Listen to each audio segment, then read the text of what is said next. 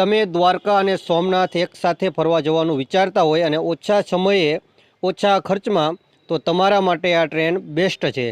તમે સૌથી પહેલાં તો દ્વારકા પહોંચી જાઓ બસ કે ટ્રેનમાં કે કોઈ પણ વાહનમાં।